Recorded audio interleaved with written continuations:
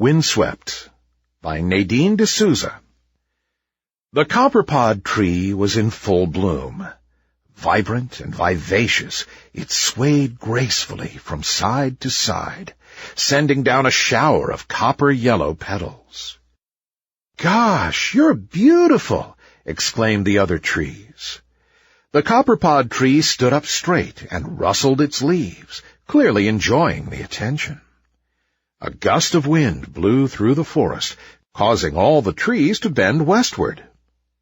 "Oh, no, my flowers!" cried the copperpod tree, trying its best to stand still.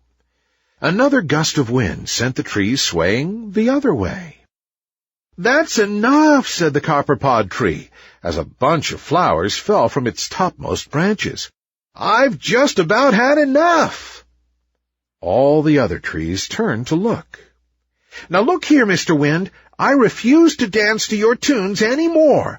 I wish to sway by myself, not the way you want me to," said the copperpod tree firmly. A gentle whisper broke out among the trees. The wind stopped blowing. The din of dead silence rang through the forest. A moment later, the wind swept through the air again. It circled around the trees and made a whooshing sound, but it never touched the copperpod tree. The copperpod tree watched the other trees giggle as the wind tickled their branches. Then it turned the other way and admired its flowers. Out of the corner of its eye, it looked to see if any tree was watching, but they were all dancing with the wind. The copperpod tree tried to ruffle its flowers, but it couldn't. It tried to shake its branches, but it couldn't. It tried to lean closer to the other trees, but it couldn't. All it could do was stand still. "Gosh, you're beautiful," said the trees. A few days later, the copperpod tree opened its tired eyes with a glimmer of hope. But the other trees were looking elsewhere.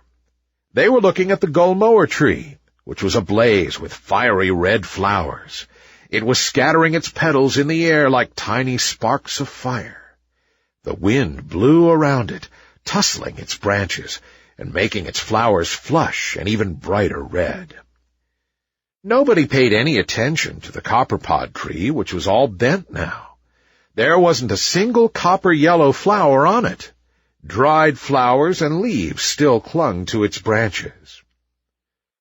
The copperpod tree let out a groan. Its trunk was hurting from standing so still. It longed to sway at least once, but the wind refused to even come near it. "All right, Mr. Wind, I'm sorry. The truth is that I need you," sighed the copperpod tree. It felt a slight waft of air near its side. The wind had come closer to listen.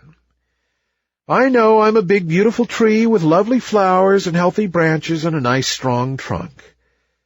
But all that doesn't matter if all I can do is be still," said the copperpod tree.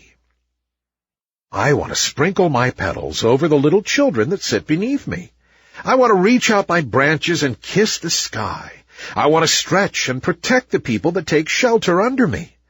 I want to dance again. I want to be a living, breathing tree that sways with the wind."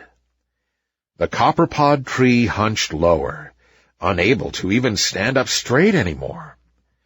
A gentle breeze floated over the copperpod tree. It started out at its roots, awakening them from their slumber.